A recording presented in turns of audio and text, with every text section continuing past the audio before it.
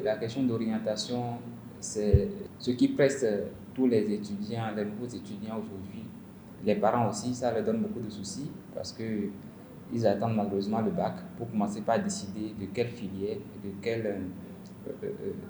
quel métier les enfants doivent faire. Ce qui ne devrait pas être le cas normalement. Malheureusement, c'est souvent le cas, très souvent le cas. Comme j'ai toujours l'habitude de le dire, l'orientation devait être faite depuis l'obtention du CEP ou bien l'obtention du BPC pour savoir s'il faut orienter l'enfant vers une formation générale pour les filières comme la médecine, etc. ou vers une filière technique et professionnelle comme les élèves qui font le lycée, etc.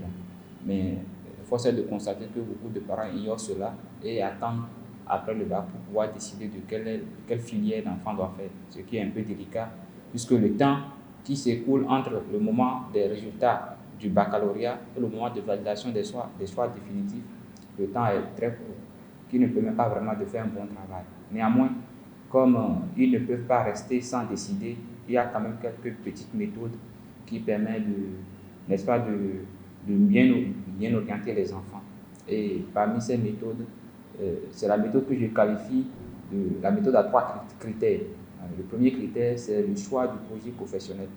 Donc, le parent doit discuter avec l'enfant et voir, ou bien l'amener même vers des professionnels pour discuter avec l'enfant, essayer de voir quels sont ses penchants, quelles sont ses passions, quelles sont ses aspirations, quels sont ses désirs, ses rêves en termes de métier à exercer.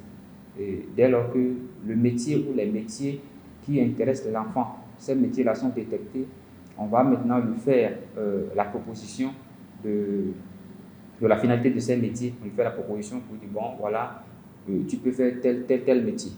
Et l'enfant, parmi les métiers qu'on lui a proposés, devra choisir un métier parmi les métiers qu'on lui a proposés. Et après le choix de ce métier, on va définir le deuxième critère dans le processus d'orientation, c'est le projet d'études. Le projet d'études qui va permettre de réaliser ou bien d'atteindre ce métier-là, de réaliser ce métier que j'ai nommé beaucoup plus tôt le projet professionnel. Donc ce projet d'études se base sur l'ensemble des diplômes et des formations que l'enfant doit faire pour pouvoir n'est-ce pas, obtenir le diplôme qui lui donne accès à ce métier. Et une fois que le projet d'études est défini, on va faire le troisième critère, le choix de la filière de base. Le choix de la filière de base, c'est ça qui intéresse beaucoup plus l'enfant. Quelle est la filière que l'enfant va choisir afin de réaliser ce projet d'études pour pouvoir réaliser le projet professionnel.